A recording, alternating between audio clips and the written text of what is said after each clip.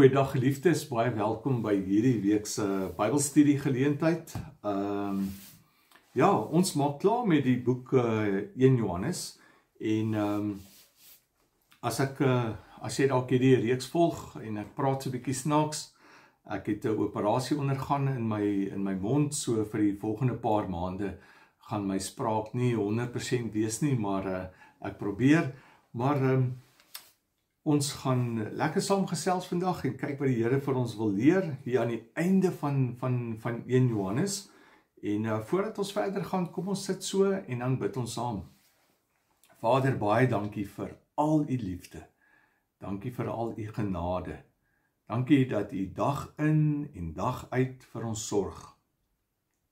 Dat u elke oomblik daar is. U genade is groot, Here. En ons kan nie nooit ooit genoeg daarvoor dank nie. En ons kom bid dat u ook in hierdie dag, wanneer ons met hierdie woord besig is, dat u ook met ons sal praat, asseblief Here. In Jesus naam bid ons dit, amen. Nou, die teks gaan oudergewoonte op jou skerm verskyn, en ons is besig om te kyk na die heel laaste gedeelte van 1 Johannes 5, daarvan vers 14 tot en met vers 24. Nou, hierdie kan 'n mens maar eintlik sê die laaste, maar nie die minste nie, want hierdie is 'n baie belangrike gedeelte, wanneer hy bietjie praat oor gebed, né? En ons weet, gebed is vir ons baie belangrik, want gebed is ons kommunikasie met God, dis soos 'n lewensaar, en ons kan nie sonder gebed nie. En vir Christus was gebed ook baie belangrik toe hy hier op aarde was, want ons sien dat hy kom leer ons, dan Matteus 5 sien ons dit, Matteus 6 sien ons dit, hy kom leer ons van die Onse Vader, hoe om te bid, hoe om met God te praat. Ons sien dat hy self altyd vroegoggende tyd gaan spandeer het, alleen tyd met God gepraat het, met sy Vader, want dit het sy verhouding gevoed ook, want deur gebed kry ons ook God se inspraak op 'n ander manier in ons lewe. So gebed is nie net wanneer ek praat nie, ek hoef nie heeltyd net met God te praat nie, maar gebed is ook sy inspraak. Is ook 'n geleentheid wat hy dan inspreek in my en jou lewe. Maar kom ons lees saam van vers 14.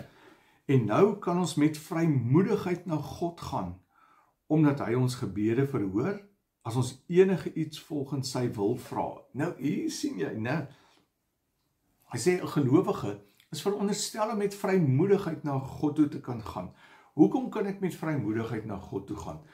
Want Jesus het die verhouding wat verbrokkel was eintlik tussen my en God, tussen jou en God, het hy kom herstel. Hy het daai versoening weer kom herstel. Hy was die brugbouer gewees. En dit sê Romeine 5 vers 1 byvoorbeeld vir ons, dat daar nou versoening is weer tussen ons en God, en daarom kan ons saam met die Hebreërs skrywer daarvan, Hebreërs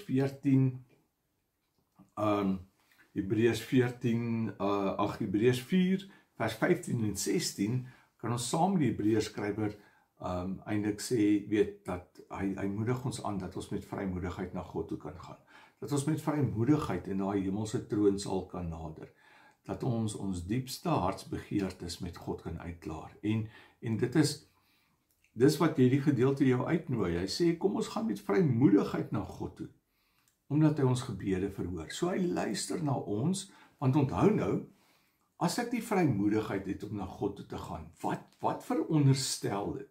Dit veronderstel dat ek 'n kind van God is, dat ek dan op 'n stadium my lewe vir hom oorgegee het, en as ons gaan kyk wat sê Johannes en wat sê Paulus daaroor, dan sien ons dat ons in verbondenheid met hom leef, né? Dat ons vas aan hom is, dat ons, die woord, die beginsel of die begrip word baie gebruik, dat ek in Christus is, en Christus dan in my is. Jesus het dit self kom sê, toe hy op aarde gewandel het, dat ons, soos wat hy in die Vader is, en die Vader in hom is, so is ons weer in hom ook. Nou, as ek in Christus is, dan kan ek met hom praat, dan kan ek met die Vader praat, ek kan met vrymoedigheid praat, né? En hy sê, want ek weet, hy gaan my gebede verhoor. Maar dit is baie belangrik hierdie, want hy sê, as ons enigiets volgens sy wil vra. So, hy gaan nie my gebed verhoor as ek sommer net enigiets vra nie. Here, ek soek dit of dat. Nee, wanneer dit oor jou eie selfsugtige begeertes gaan God nie noodwendig jou gebed verhoor nie. So daardie teologiese praktyk of teologiese verstaan dat vra net wat jy wil hê, jy weet, jy moet bid vir so 'n motor met daardie groote engine en daai kleur en dit is wat die Here vir jou gaan gee. Dis nie wat hier staan nie. Hy sê, my kind, jy kan met vrymoedigheid na my toe kom en jy kan vir my vra en ek sal jou gebed verhoor. Partykeer sal ek sê nee, ander kere sal ek sê ja. Maar dink nou net mooi daaraan.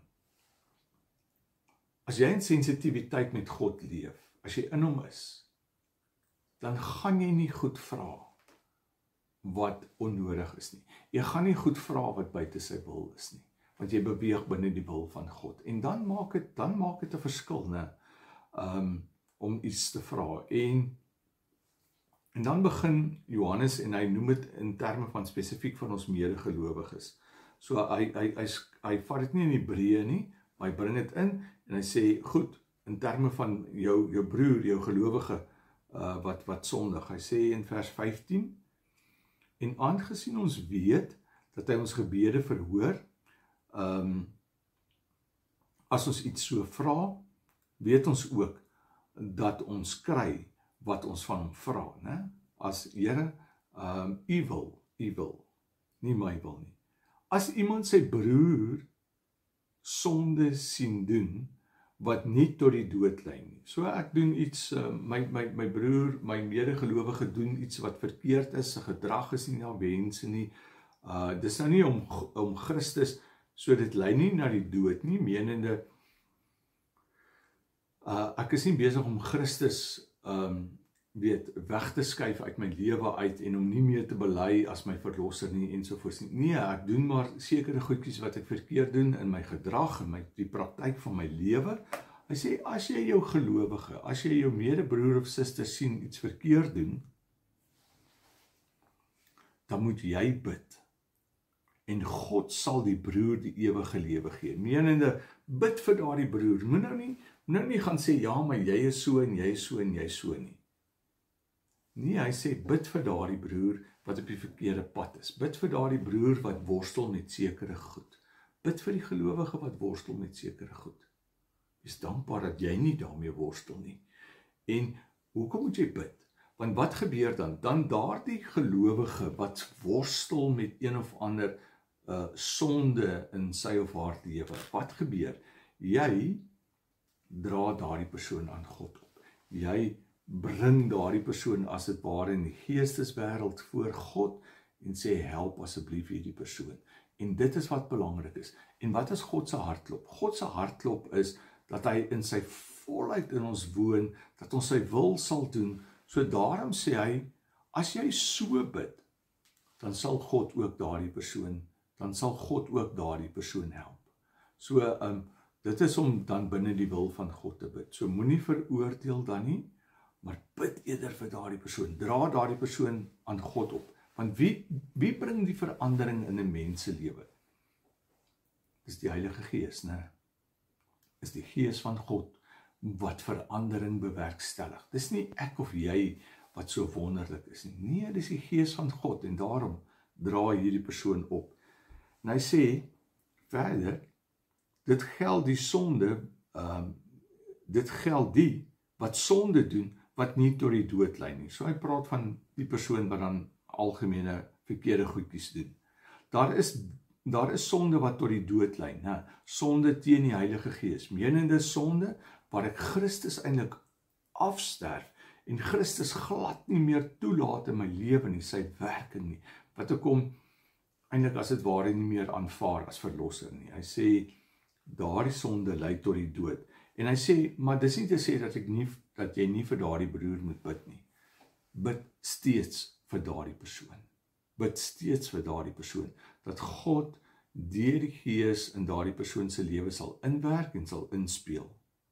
Vers 17. Alle ongeregtigheid is sonde, né? So alle verkeerde goed, alles wat nie binne Christus se wil is nie, is sonde. Maar daar is sonde wat nie tot die dood lei nie. So hy sê eintlik, as sonde wat tot die dood lei, as sonde wat nie tot die dood lei nie. Maar alles is ongeregtigheid. Alles is nie binne God se wil nie.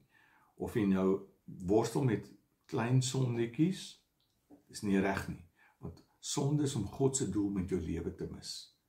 En hy sê, kom ons bid vir mekaar, dat ons weer God se doel met ons lewe bereik ook.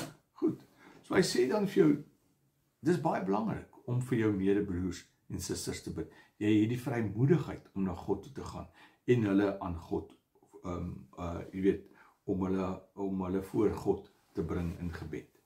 Goed, kom ons kyk na vers 18. Ons weet dat iemand wat uit God gebore is, nie meer sondig nie. Maar die seun van God bewaar hom, en die duiwel kry geen houvas op hom nie. Nou hierdie is 'n baie belangrike ding. Nou sê, maar, okay, so as ek sondig, beteken dit dat ek dan nou nie uit God gebore is nie, dat ek nou nie 'n kind van God is nie? Nee, dan verstaan ons die gedeelte verkeerd. Hy sê vir ons pertinent, dat iemand wat uit God gebore is, nie meer sondig nie. Menende, dis nie meer jou identiteit, dat jy 'n sondaar is nie.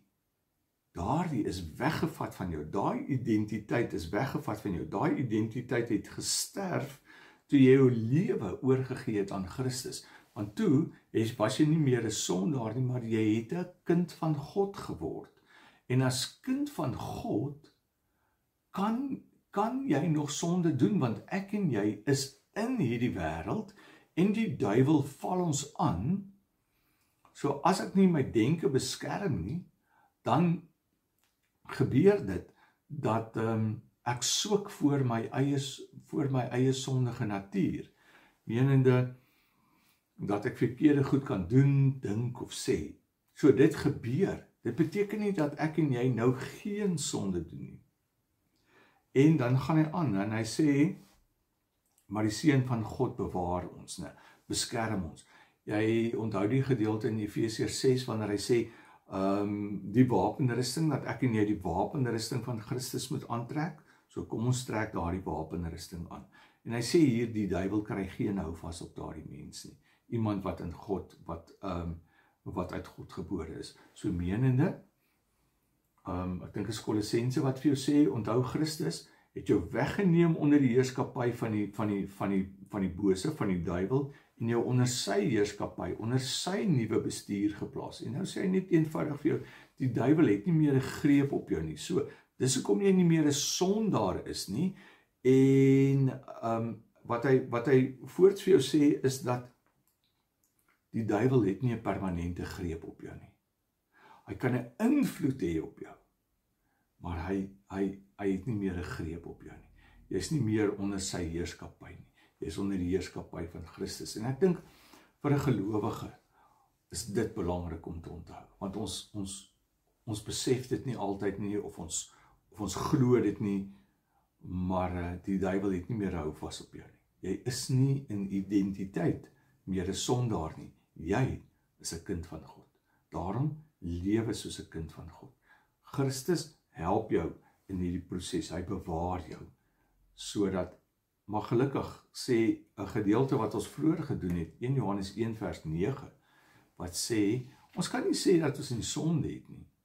So, maar as ons sondes bely, dat God dan getrou en regverdig is, en hy vergewe ons sondes, en reinig ons van alle ongeregtigheid. So dit wil vir my sê, Christene doen sonde, maar ons is nie meer in die mag en die greep van sonde nie. So onthou dit, dit is 'n baie belangrike beginsel vir jou Christelike lewe. 19.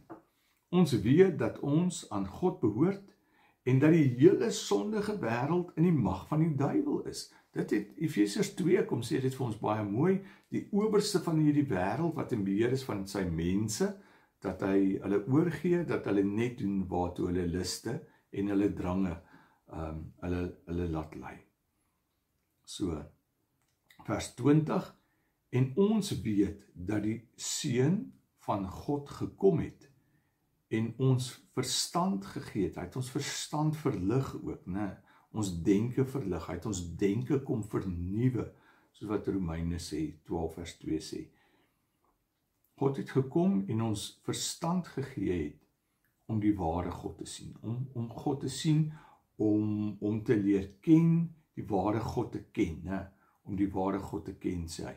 So om in verhouding met God te leef, wil hy hier sê. En ons is in die ware God, sien jy daar? Ons is in hierdie ware God, ons is in hom gewortel, in hom gegrondves. Nou kom ek, lees net gou vir jou 'n gedeelte, Johannes 6, vers 56, wat vir jou sê, wanneer Jesus hier praat, dan sê hy, wie my liggaam eet en my bloed drink, bly in my. So menende wie in my glo, bly in my en ek in hom. Glo in Jesus? As jy vandag bely dat jy in Jesus glo, dan sê hy vir jou dat jy bly in hom en hy bly in jou. En soos die lewende Vader my gestuur het en ek deur hom lewe, sal hy wat my eet, so hy wat in my glo, ook deur my lewe. Sien, die ewige lewe leef. Goed, in verhouding met God wees. So, ons is in die ware God, in sy Seun, Jesus Christus. Hy is die ware God en die ewige lewe. Liewe kinders, bly dus weg van die afgode af. Maar wend julle tot God, so hy sê, kom fokus op God, gebruik hom, maak hom die middelpunt, leef vanuit hom, dis wat jy gekry het. En dis 'n mooi afsluiting vir 'n baie besonderse boek van 1 Johannes, wat sê, kom ons gaan bid vir ons medegelowiges, kom ons weet wie ons is in Christus, dat ons nie onder die houvas en die greep van Satan is nie, maar ons het vrymoedigheid in Christus, hy is in ons is in hom, en ons kan vanuit hom lewe, en ons kan 'n verskil maak in hierdie wêreld. Kom ons bid vir ons medegelowiges wat worstel met bepaalde sondes ook. Ons dra hulle eerder aan die Here op, dat die Here in hulle lewe werk en inspeel. En mag jy in hierdie week 'n vernuwing en 'n verdieping ervaar in jou gebedslewe, mag jy in hierdie week vir ander mense bid. Mag jy ervaar hoe jou kunskap in Christus jou regtig net nog nader aan hom bring en 'n honger te ontwikkel om nog meer van hom te leer ook. Baie seën vir jou.